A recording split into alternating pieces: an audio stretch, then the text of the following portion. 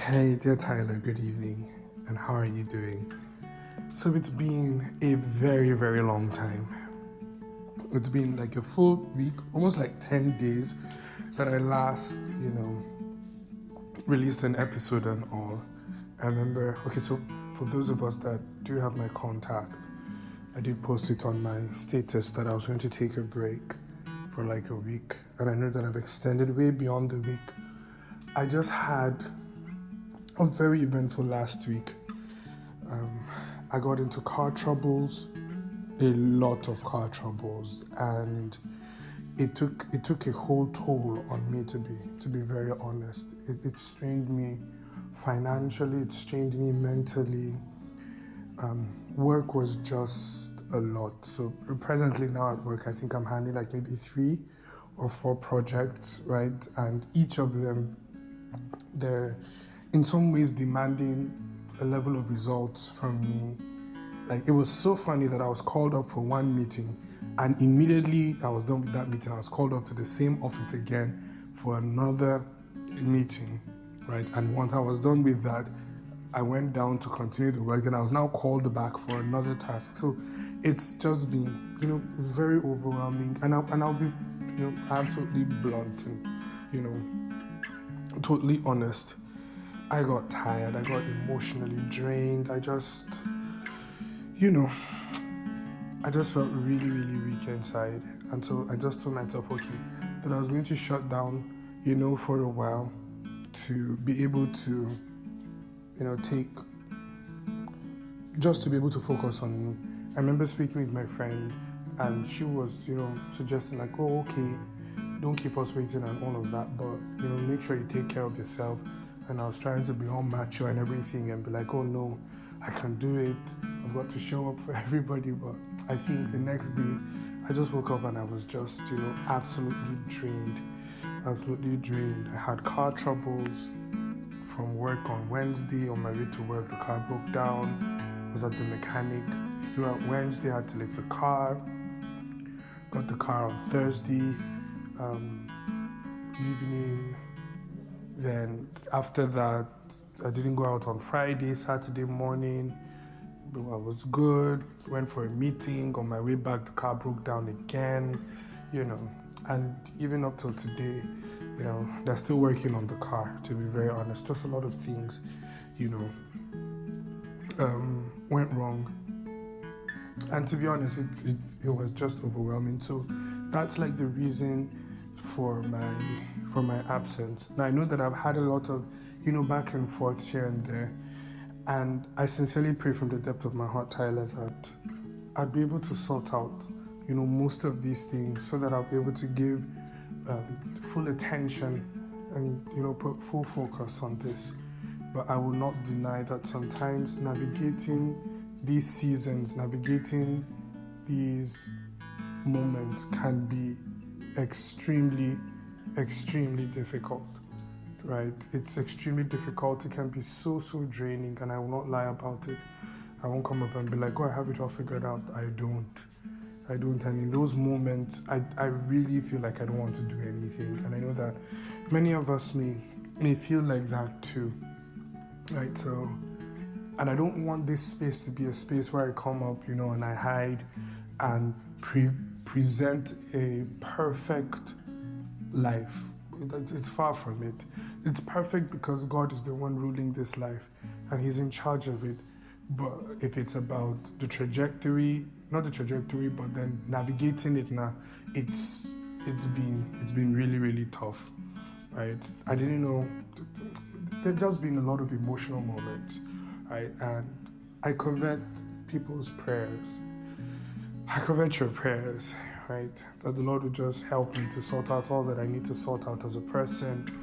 The Lord would, just order my steps into the right things and send some level of encouragement to me.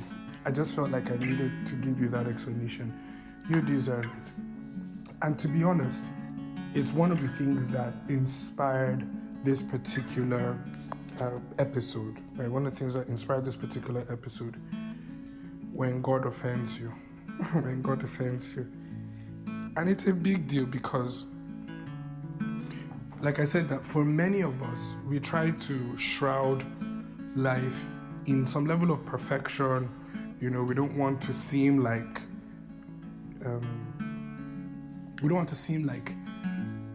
we're faithless people, or we don't have our challenges, right? People don't necessarily celebrate those who are going through seasons. They celebrate results. And in a social media driven world, in a world that is driven by results, you would always like to portray yourself in that light. But I believe that for some of us, we've had instances where we have felt offended by God. I remember when I made the post yesterday evening that, okay, this is going to be the topic of Dear Tyler. One of my friends, Lenny, she messaged me and she was like, I know that God is all good, but sometimes it looks like he has favorites, right? I know he's all good and I've come to the understanding, I acknowledge his goodness in all things, but sometimes it just looks like he has favorites. And for some people, yeah, maybe that's the mindset, that's the idea that they have. And I found myself falling into that same thought process and that same thought pattern, within the past 1-2 weeks or so, maybe even more. And it's been pretty tough, but somehow I got a consolation from God, and it's one of the things that I want to share with you. So in fact, the whole concept of this episode came last night. So I was just seated, at home, thinking about a lot of things, and then one of my friends from the worship team, Tabs, she sent me a message and she said, oh, Pinga, I had a dream about you, and so thing happened in the dream. And God's response was in Matthew chapter 11, verse 6, right? Matthew chapter 11, verse 6. So I'm going to read from Matthew chapter 11, right, from verse 1, and then it will somehow give context to the whole concept, right? So Matthew 11, verse 1 says, and it came to pass when Jesus had made an end of commanding his 12 disciples, he departed thence to teach and to preach in their cities. Now when John had heard in the prison the works of Christ, he sent 2 of his disciples, and said unto him, art thou he that should come, or do we look for another? Verse 4, Jesus answered and said unto them, go and show John again those things which ye do hear and see. Verse 5, the blind receive their sight, and the lame walk, the lepers are cleansed, and the deaf hear, the dead are raised up, and the poor have the gospel preached to them. Verse 6, and blessed is he whosoever shall not be offended in me. Blessed is he whosoever shall not be offended in me. Now, this is a story of John the Baptist, right? The forerunner of Jesus. In modern terms, right? In religious terms, you say he was the one that commissioned Jesus into ministry, right? It was after the act of his baptism that the Holy Spirit descended upon Jesus like a dove, and then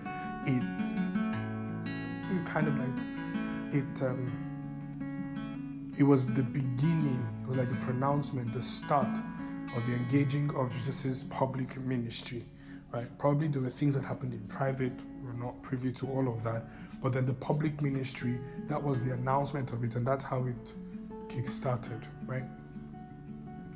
And I'm sure, during the times when God was probably telling John about the Messiah that was going to come, there was a lot of expectation from him. One thing that I've realized is that just because somebody offended me does not necessarily mean that they did wrong, right?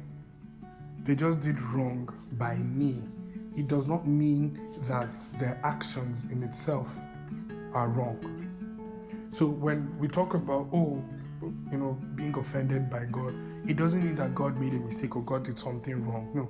But from our own perspective, he did something that was not right by us. He did something that was not right by us. Right?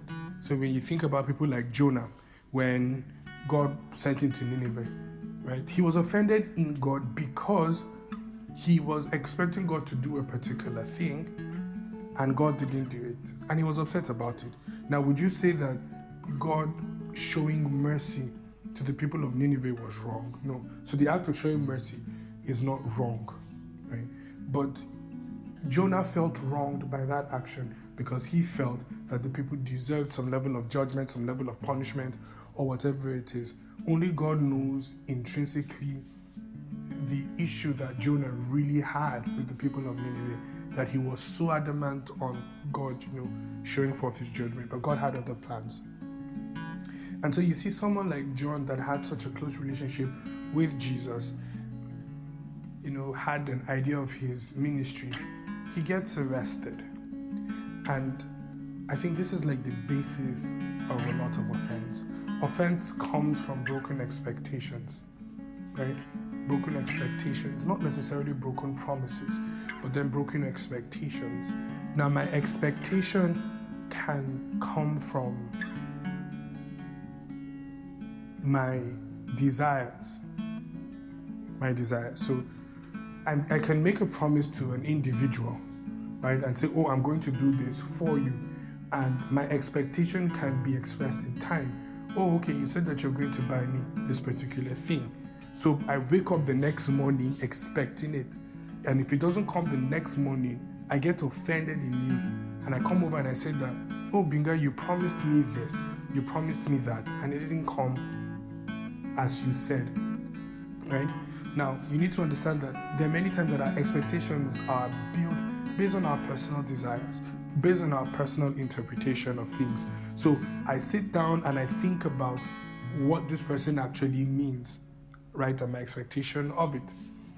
And the person has a totally different idea of what they intend to do, whether if it comes in based on the timing or the nature of the promise, however it is. So John finds himself in that situation. He feels like, okay, the Messiah is meant to come and deliver Israel. Him being part of Israel, being a Jew, being the greatest prophet at that time, there is a level of honor and respect that I believe he expected, that if Jesus, being the Messiah and being all powerful and being influential as he was, knew that John was in the prison, Jesus should have come to his rescue. That he got to the point where he had to ask his disciples and say, please go and ask Jesus, are you the one that we're waiting for? Are you the one that we spoke about, or are we waiting for another? Because the situation around my life is not a reflection of the expectations I had in you. I felt that you, first of all, were related, were cousins. Number two, we're ministry partners. Number three, you are fully aware that I'm in prison and there has not been any mention of me. It doesn't even look as if you care. It doesn't look as if you care. And I believe that a lot of us have found ourselves in that situation where we've had expectations in God, right? And be like, oh, Father, you said in your word you're going to do this. Father, you said in your word you're going to do this. Now, I also need to put this disclaimer. I'm not giving solutions. I'm not saying that I have it figured out. And I'm not downplaying the pain that a lot of people have gone through. There are certain levels of pain as an individual that I've not experienced. And I'll not come up and speak like I have an understanding of what people are going through. There are people that have lost loved ones. I have lost, siblings and cousins. Not direct, but I've lost, people. But it can never meet up to, maybe like the grief of losing a direct sibling, maybe a parent, a spouse, or something like that. So I won't come up and say that, oh, this is the way you get out of it, or this was what God was trying to build in your life. I'm not going to say that, right? But I've had people on this podcast, if you're listening to Faded Uniform, Forever Loved, a lady shares her story of how she lost her husband. He leaves the house, she sees him leaving the house and everything, and then she loses the husband. The next call she's getting is the call that her husband is dead. I had a friend that shared her story about being raped at a young age and now being a single mother. I've shared that story. I think it's Crystal's story or Beauty to Ashes, or Beauty for Ashes or something like that. I shared that story there. And there are a lot of other people that have had experiences. I've had my own experiences with my terrible schooling situation, having to repeat certain levels and do things over and over again. Very difficult. Now, if you've not been in that particular experience, you may not understand how difficult it feels, right? So, but I'm not downplaying it all. But I need us to understand that many times what we expect from God is not the thing that He necessarily has planned, right? It may not be the thing that He has planned. So we can take, for instance, the story of Joseph in the Bible, right? Joseph has a dream. He did not manufacture that dream. That dream came from God. He sees the sun, the moon, and 11 stars bowing to him. He's in the field, and then his sheaves are standing there, and then there are 11 sheaves that surround him and all bow down to him. And I believe that in his heart, right, that he was expecting to be a great man. Okay, to be a great man. In fact, the father, Jacob, already understood or had an interpretation of the dream. Are you trying to say that me, your mother, and your brothers would all, bow down to you and honor you and all of that? Are you trying to say that? So they had a little glimpse of it. Now, I'm sure for Joseph, he was waiting and expecting that glorious destiny, to come forth. But look at the trajectory, or look at the pathway into that reality. He could have felt like, maybe one day he would hit gold in one of the places where he is farming, and then because of the riches that he has, everybody in his family would, have to submit to him. Wealth has a way of creating and garnering respect. But see how God led him through. First of all, he was in a pit out of the jealousy of his brothers, put in a pit, sold into slavery, and then put into Potiphar's house as his slave. Even in that, he serves faithfully, and then he gets accused for something he didn't do, puts him in the prison, stays in the prison, serves faithfully in the prison, interprets the dream for somebody that is going to be, granted bail or granted freedom from the prison, and gets forgotten, keeps on serving, and then his opportunity comes, meets Pharaoh, and then he becomes the prime minister. Right? You can see how all of these things, right, built or took him through that particular season. Now, when you look at the promise, the dream, and then the process, it's a totally different ball game. Totally different ball game. Now, only God knows what He was trying to teach Joseph in that season. Only God knows what He was trying to teach Joseph in that season. I believe God knew that Joseph was going to handle the resources of a nation. He had been pampered all of his life, right? His father had given him gifts because he was the favorite, but he had been pampered all of his life. But then God had to put him through a season of proving himself and managing resources. So he goes to the pit, right? And he's sold as a slave, right? The humility of servitude. He goes into Potiphar's house. And I need to understand, he goes into Potiphar's house and he becomes so efficient that this one that is his master literally feels that he can give him everything to handle.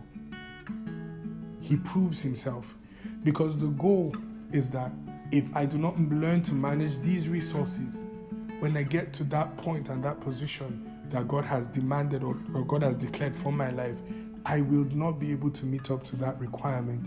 So God puts him through that Potiphar situation. And you need to understand that one of the things that happens is that the enemy, in an attempt to make you derail from the path that God is helping you in, he presents to you another option of goodness. If he comes with something absolutely wrong, it may not, catch your fancy, it may not catch your attention as a person, right? So what he does is this very, very crafty individual. What he did was he brought the thought of, first of all, sexual pleasure to Joseph, right? And he was living a good life, generally living a good life. He was in charge of his master's properties and everything. Literally everything was given to him. So he could have enjoyed the pleasures of that, with Potiphar's wife, and maintained his role as chief Oga of Oga's things. Do you understand? But he knew that God had better promises for him, and his commitment to God was more important than the pleasures that he was ever going to receive. More than the pleasures he was ever going to receive. So he leaves it, trades it. That's a test of integrity. That's a test of integrity. Because one of the things about power and influence, right, is that if you do not have integrity and humility, that same power and influence can become your downfall. It can be the reason why things just go absolutely wrong haywire for you, right? So he shows that, and it leads into the prison. In that prison, won't you feel like, oh God, you have let me down? God, you have let me down. And then decide to live life in the way that you feel best. But you can see that Joseph himself stayed consistent to pleasing the Lord, and God took him out of that situation. If we're ever going to go through seasons, Tyler, it's because we see the bigger picture in the things that God is doing. And we find that in the response that Jesus gives John. He says, go and show John again those things which ye do hear and see. The blind receive their sight, and the lame walk. The lepers are cleansed, and the deaf hear. The dead are raised, and the poor have the gospel preached to them. Jesus returns John back to the real perspective as to why he came. I had my own idea of why you were coming, Jesus. Or John, you had an idea of why Jesus was coming. But I need to let you know what I am actually doing. It's bigger than just political emancipation. If I emancipate you politically, there are still many things that are holding you bound. There's still many things that are holding other people bound. And I need you to see the bigger picture. I need you to see the bigger picture. Throughout the whole period that Joseph was in the pit, Potiphar's house, in the prison, all of those things, the bigger picture at the end of the day was that he was building capacity in the heart of Joseph to be a prudent leader and a leader of integrity. And it was because of the strategies of Joseph that not just Egypt, but the whole world was saved. If Joseph had not gone through all of those seasons, right, and gone through all of those processes, he will not understand. And he will not be able to function in the best way possible.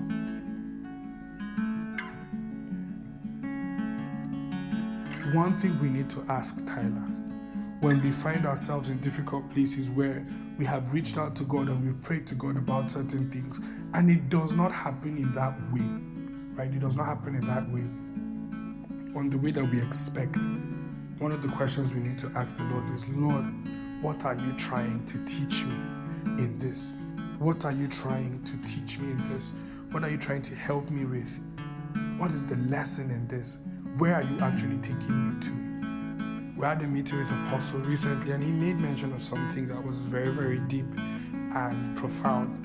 He said, when God gives you resources, it's not just about the blessing. He's not giving you the physical resources. He's giving your mindset, right? And so, if you do not understand the lessons at that time, right, you would never be able to handle more of God's resources. So if you just look at all the resources that come to you as just something to spend, then you're missing out on the lesson, right? That first of all, it's stewardship, that you understand that it's not yours, that you are actually managing it for somebody else, right? And then there's a way that you treat that before God is able to give you your own. You understand? But then there is a lesson through that season. There is a lesson through that process. And when we go through those difficult times, right, one of the questions we should ask the Lord is, What are you teaching? What are you saying in this season? What are the things that you want me to learn and pick? I don't want to be distracted. And another thing that you've got to do, Tyler, is that you need to know that the enemy is absolutely against anything kingdom and anything your own progress. And at some seasons, you've just got to keep on fighting. You got to stay steadfast and keep on fighting. I believe when Joseph was in the pit, he still believed that God had a glorious destiny for him. He believed when he was in Potiphar's house that God had a glorious destiny for him. Probably he felt that from that place, he would be recommended for something else and his lifting will come to that point, but it didn't. He went to the prison. It felt like, that sinusoidal flow of life. Oh, I feel like I'm going up, and then it goes down to rock bottom. But inside that prison was the link to his final place of lifting. And in that place, he showed himself faithful. That they even made him the head of prisoners. Showed himself faithful and all. Now, imagine how many people, because of his tenacity and building himself, right? Imagine how many prisoners must have gotten free when he became prime minister. Do you know sometimes the seasons that you go through, your tenacity to go through those seasons is not just a deliverance for you, but is a deliverance for a lot of other people, Tyler. When God offends you, the question is for you to find the bigger picture in it. What's the bigger picture? What is God doing?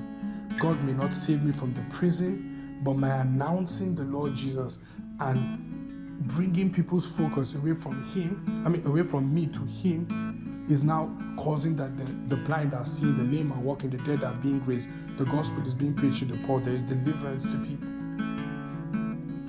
God's desire is bigger than my own expectation. God's desire is bigger than my own expectation. It's a very, very difficult thing to accept. Doesn't mean that God does not have us in heart. No, he does. He does. And that's one thing that you should keep in your mind all the time. But God is not necessarily bound to come through for me the way that I expect him to. He can choose whatever way he wants to. And if at the end of the day, the Lord himself is getting glory from that situation, then I give him the glory and I press him for my own breakthrough. I know it's difficult and I know it's hard, Tyler. It's very difficult, it's hard, it's challenging to find yourself in such a situation whereby it looks like there's no progress being made, like all your dreams or your prayer requests are not just being answered. But see the bigger picture. Is God getting the glory? If God is still getting the glory, then there's something worthy of praise. And you can be grateful. It may not be happening to you, but is your life contributing to the furtherance of his expression of love to others? And if that's happening, all you do is that you keep on pressing. I will, pray until my change comes. I will wait till my own change comes. And so you put yourself in that position and you keep on fighting and you keep on believing, you keep on warring with the prophecy. Profess it and keep on saying the things that the Lord has said to you, keep on confessing God's word and break through that season. It may be difficult, Tyler, but knowing that God gets the glory is something that would help you. Absolutely. Something that will help you. Absolutely. So I know that it's a very, very tough episode to go through, but I really do hope that it did bless you and it brought some level of encouragement, right? And yeah, so this is me signing out, Tyler. Whenever you get to listen to this, please do well to share with others, right? So yeah, it's me signing out. Remember that I love you, I believe in you, and I'm always rooting for you.